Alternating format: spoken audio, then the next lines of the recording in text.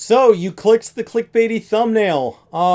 This is clickbait. And I wanted to talk a little bit about the relationship between content creators, the content itself, and the rest of the gaming community at large. The number of people who create content on an individual game is very small, and many of those people also consume the game outside of the content they create. They play the game off stream. They play the game in plenty of things that they don't talk about in the content they make. I do play WoW and 14 and many other games that in ways that like it doesn't necessarily ever come out here. I don't show a lot of gameplay on this channel, but like, even the channels that do, that's a fraction of their gameplay. And then there's obviously a vast majority of the community in any particular content that doesn't create content around it at all is not something they desire to do. But when we look to people for what does a game look like, should I play this game? Is this game still worth playing? Can I get in now? We now actually, in many ways, as a community, have begun to trust content creators differently than we trust the historical like mainstream outlets, the IGNs of the world, and Kotaku and all of that. These outlets that have been there and used to be the only place that you got reviews and things like that, especially on day one, because they were given early access. But now plenty of your favorite streamers and YouTubers also can come to you on that day one when that embargo lifts. And it turns out that they had been playing it off to the side secretly as well. And so that has advantages. On one hand, the advantage is that they're more like you. Right? They don't have a typical journalism background. They may not have been professionally trained at all. And so it can be very raw. It can be very honest. And there are so many of them that it's easier to find a content creator that more aligns with you as opposed to 4 or 5 publications that cover the game that you're interested in. It's really hard to find somebody as opposed to, especially if you're coming in late. So like the game's already been live for a week or whatever, there might be 10,000 unique creators that have made a post. And so you have 1 in 10,000 that can really truly align with how you feel about games, and you can subscribe to them and go to them. And so like just the sheer quantity of people to choose from gives us a better feeling across multiple viewpoints, allows me to better align somebody exactly with my viewpoints, as opposed to like, even if somebody at IGN, even if there's a writer at one of these places, Kotaku, even if, let's say, Jason Schreier gets you, okay, well, what about all the other people that work there? He's not the only guy that puts out an outing, and he doesn't cover every game. They have a staff. And so if there's another writer that maybe is not right up your alley, then that's a person that you can, listen to, but then you're like, oh, you know what, I decided to try it anyway, and my opinion didn't end up aligning theirs. They said it was great, and I don't really think so. And they said one wasn't great, and I tried it out with a friend, and we really loved it. And so, like, it's really hard to find somebody that exactly aligns. The downside of content creators is it's really twofold. The first part, the downside is they're not professionally trained. And so they communicate in the way they already communicate. And they don't have necessarily any real background in looking at things more on a broad base or diplomatically. So like if they're a person who just hates PvP, they may literally not try the PvP in a game. That may be one of the main devs' main focuses, is like, hey, when we balance this, be sure PvP's there on launch. And then they don't try it, and then they say the game's awful, and they really didn't give it a full shake. They may only play games in a certain way, and they may not be really great at necessarily communicating their initial viewpoint in their video, especially because their content type may not be of a format that allows for that. If you're writing an article that can be as long as it needs to be on a website that's going to host it, then it doesn't really matter. You have as long as you need, or as many words as your editor will literally give you time to write. But on a YouTube video, you may have somebody who always talks about everything in 7 to 10 minutes. And if a game has 12 minutes worth of things to talk about, they may trim the things they think are not as important. And that doesn't give you a full scope.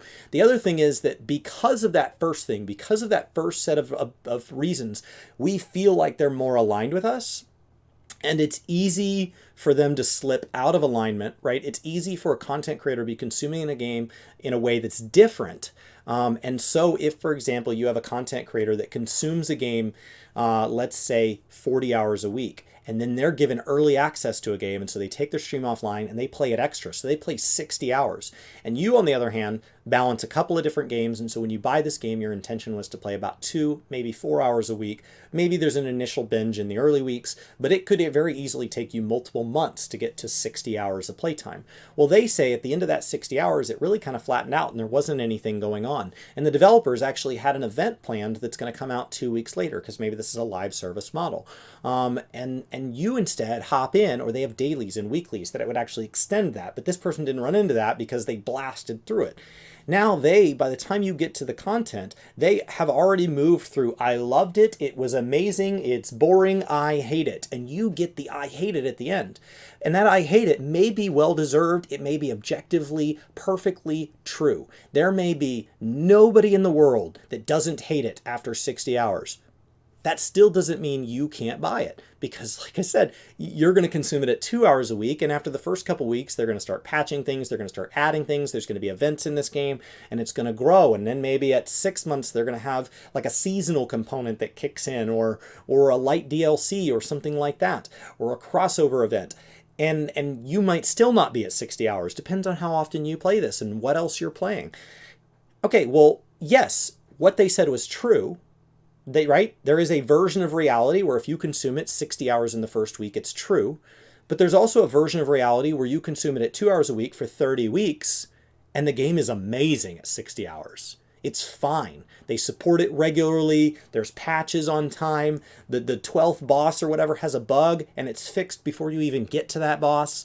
And you're having this great, wonderful experience, and it's totally fine.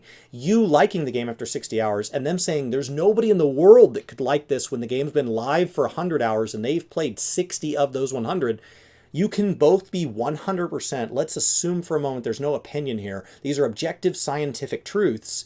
You could both be scientifically provably true and be different, because the timing is different. The expectations is different. They're looking for something that's exciting, for creating content around. Maybe they've played every game of that genre this year. And so it adding leaning on mechanics that have already been used in other games make it very boring for them really fast. It having content things that they are already good at optimizing makes it finish really fast.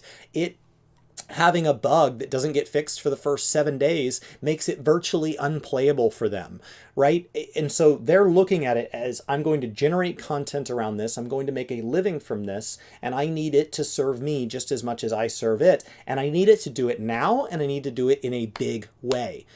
You have a very different set of needs if you're not in that I'm going to consume it 60 of the first 100 hours and then put out content around it. That's a different set of desires. So if I talk a lot about WoW and 14 on this channel, the two biggest creators in those spaces, two of the biggest, are Mr. Happy, longtime player, has been one of the biggest forever. Zepla is every bit as big and puts out a ton of content, but hasn't been at it as long as Mr. Happy. Over on the WoW side of things, you've got Asmongold and, let's say, Bellular. So let's put two on each side. Both consume the content very differently. Both obviously spend a lot of time talking about the game, and there's two very different representations of the same community. On one hand, it is incredibly helpful to have somebody like Mr. Happy or Zepla love a piece of content. Bozja comes out. They're in Bozja hardcore for the first several weeks. There's mounts for them to find that you'll never get all of, that they get all of. There's weapons that drop for each job that you're only going to do for maybe your main and a couple of others, or you're going to slowly get them all. They get them all in the first week. There's a dungeon at the end that's really hard. There's some solos that are really hard. They're going to clear them all. They're going to do it all. They're going to go back and they're going to grind content that's legacy content. They're going to grind it to cap. They're going to have every job capped, have best in slot gear. They're running the top level raids at the highest level difficulty, and then they're doing it again with randoms or with viewers at the highest level difficulty. So when they say a piece of content is good, it probably is pretty freaking incredible. Now, the downside of when they say it's good is there might be a 10-hour grind before it starts being good. And they wouldn't notice that because that was gone on day one. And they're only in this amazing post 10-hour joy zone where it's just this wonderful continue on giving. It may have components that are fun to do with viewers and things like that, which is not something that really gives you a lot of value. If you're not also running things with viewers, or you have a really large group of friends that fits that kind of same concept. And so things like Bozja give them a lot of life, but there also may be things that they actively don't like, right? There may be things, they may find story is something that they have really mixed feelings on because it's a wonderful story and they have a good time. These are just examples. They don't actually need to have any truth to them. And they may say, you know what, when I stream story, people don't like spoilers. They're not hanging out in my stream. It's like 10 hours of it and then I can't talk about it for a while. So I kind of wish they would do story in these like little 2-hour chapters each week and would trickle it out. So it was just something I engaged in slowly, because like I know Mr. Abby jumps into like Savage World first stuff and does story later. Or, I wish story was more voiced, or I wish story was right. They may have preferences, and on the story side, they may line up with you or they may not. But on the Bozja side, they also may. And so listening to their review of Shadowbringers, that's all really good. But then when a new player comes in, they're an immense source of resources. How is this? What is this content? What's this game like at the end? But then you say, how long will it take me to get to Cap? They may not know because they've been on top of Cap on every job that they've cared about, possibly across multiple characters, for so long that to level a job from 1 to Cap and experience story again for the first time may be so far back in their memory bank, right, as a long-time cover of the game, that they really don't know what the new player Final Fantasy XIV experience is like. That is possible. I'm not saying they don't. I'm just saying it's possible and wouldn't even be weird. And so, on one hand, a new player going to them, going to the top-level creators, the most knowledgeable 14 creators in the community that are live the most hours, they may, and they put stuff out on YouTube, and they crush in every way. And they love the game and they're passionate about the game and they're incredibly and deeply invested in the game. They are a wonderful resource to introduce you to the community. They're welcoming. They're there. They have an immense amount of knowledge. If you just have a question, hey, I'm stumped on this. Hey, where does this unlock? Hey, what is this content like? Have we had things like this before? Hey, what will be coming in the next patch? They know it. They're on top of it. They crush. But then you say, hey, I find the level 30 to 50 section really boring. They may not be able to empathize as well as a friend of yours that's in the middle of the same 30 to 50 grind. They might not.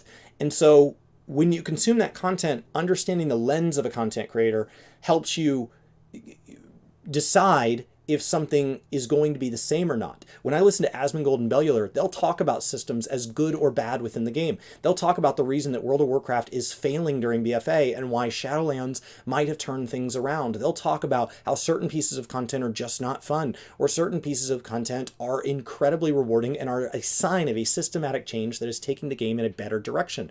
They'll talk about these things, but once again, you have to keep in mind, they both cover this game at a professional level. So when Asmongold sits there and does, mount offs and transmog offs and does these grinds and has 50 bajillion hours in game, when he says that something is, good or bad content, he's not necessarily looking at it from the I'm never going to run Mythic, I play 3 hours a week standpoint, because he's not that casual. He's just not. I mean, he literally did a brilliant job covering the World First race because his knowledge is so deep. So to relate to somebody who just wants to play this game casually as a second game to maybe 5 other games, he doesn't play 5 other games. He mostly plays 1 to 3 games at a time. And honestly, his MMO experience and his other game experience outside of WoW is fairly limited. And that's what makes him engaging as a WoW creator. But it may also put him out of alignment with you, who may want to play WoW on launch, play the initial content, then jump into ESO, clear all that old content, then catch the Final Fantasy XIV launch and play all that content, then jump into Guild Wars 2 and play all that content, and then Star Wars Old Republic. And you're just doing this lap of playing all the games through their initial content, then move on. What you're looking for in a game is not what he is looking for. It's not the same thing. Preach is somebody I really enjoy listening to about WoW stuff. He doesn't necessarily consume these systems the same way I do. So his concerns about things like covenants might align with me. They also might not. And so are content creators good for a community? I would say in general, yes. In general, people like Bellular and Asmongold have drawn more people into WoW or allowed people already playing WoW to enjoy it or get further into it in a deeper way where they may have come across speed bumps or boredom otherwise, but they pushed them along in a way that the game on its own simply could not. Resources like Wowhead, resources like Gamer Escape are things that allow you to overcome, where is this old quest giver? Nobody seems to know in chat because it's a 7-year-old quest giver, and you can go out to Google and these third-party resources that they do have relationships with the developers, but they are not the developers, allow there to be this continuation, this fabric that forms around the community that's wonderful. It is. But just keep in mind, and like I've seen, some people, even in the comments on my tiny little channel here, I've seen people talking about like, well, maybe I'm a casual, maybe I'm not, maybe I'm, I should be categorized as somebody that's consuming these games correctly, maybe not. And just keep in mind that like, as I create more and more content, as this moves from being work to game, where it's been a hobby that I've had for 4 years, to varying degrees, to where gaming kind of coincides with me moving into more full-time content creation and me starting to stream 30 hours a week and all this, that I'm even going through a change. And so my own values from a game shift. My desire to, in the back of my head, wonder if I should pick up a third MMO compared to me even 4 or 5 weeks ago is insanity. And now I'm like, but I got time. And so like my alignment is going to shift. Now in any one game, I may have the same number of hours you do, but I'm going to be playing across multiple. And so like there will be aspects of it where I think when you're going out to content creators and you're saying, people say this class is the best, or this, this class or job is the best, or you have to have this gear, or this piece of content, Torghast and the Maw is garbage. Okay, why is it garbage? Well, it's garbage because I'd rather get back into Mythic raiding, and like honestly, after doing it every single day since it dropped, I've put 100 hours into the zone across each of 4 characters, and I just find it really boring. Okay, so somewhere in the first 400 hours, somebody who is currently clearing the hardest content in the game finds it not rewarding. That has literally nothing to do with me. So like I almost have to throw that highly educated, highly expert opinion in the trash, because that opinion on that one piece of content is so far out of my experience, so far out of my wheelhouse, that it doesn't really inform whether I'm going to like the Maw or not. So now I'm almost better off going out to a YouTube video and checking the comments section saying, wow, okay, I read 200 comments and overall people go, I like how it's kind of fun and different, but like, it's kind of hard to unlock enough Soul Ash to do anything in Torghast, and like, it's kind of hard to get enough Stygia because like I'm only able to clear it 3 times a week. Okay, well that's closer to what I'm getting. So maybe I should listen to that person. Maybe the rewards aren't tuned right for somebody at my level. Some filthy casual that's, and I may not be casual across most games anymore because I'm now playing 30 hours a week, but I'm still pretty casual on my main in WoW because my time in WoW is split across my main and across leveling all the tanks, because I'm currently in the middle of a project where I want to understand at a casual base level what all the skills do and what all the different classes feel like that are in the tanking role across both Final Fantasy and WoW. And so leveling 10 tanks has meant that my druid in one game, my single character, has fallen behind. And so when looking specifically for is Druid good, I don't need to go out to the was Druid used in the Mythic World first race? Was Druid used in the M+ Invitational when that, like that's not actually going to help inform me to the same degree as how many people are actively playing Druid right now. What does the Druid do like when it's well below best in slot? What does it feel like? How is it running in low level keys?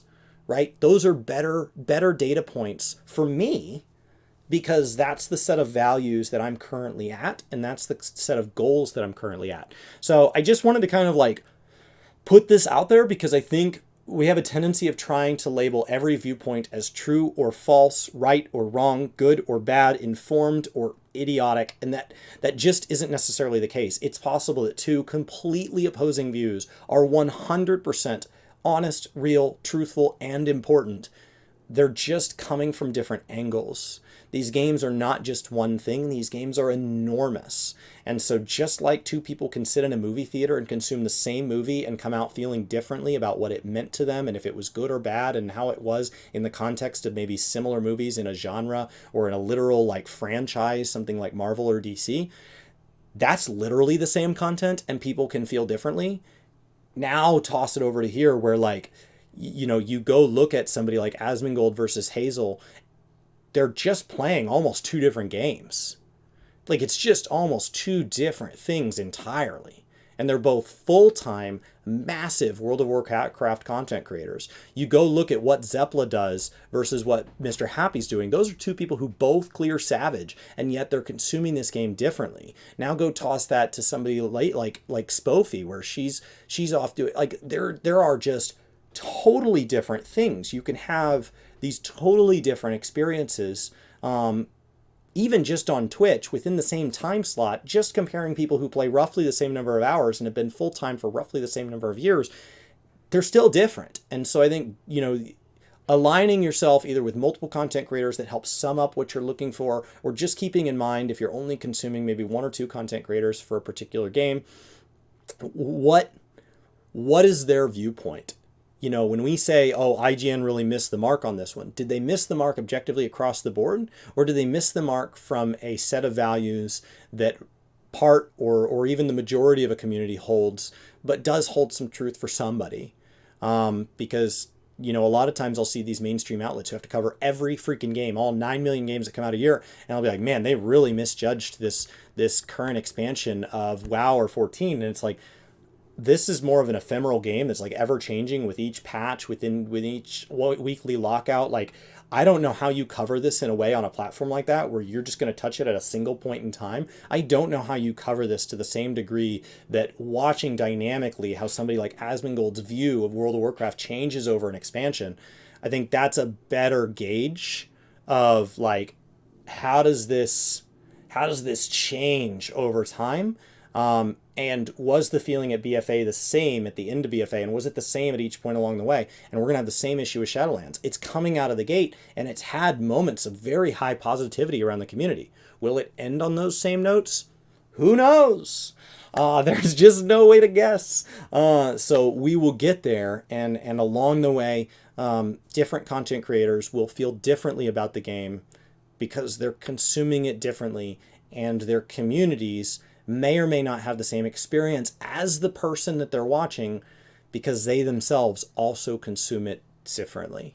I don't know. I just thought it was an interesting topic, and I've kind of seen people, different reactions and stuff coming out of 5.4 stuff as we prepare to start the announcement season for 6.0 Final Fantasy, as we go into the big showcase on February 5th, as Shadowlands settles into a more typical lull.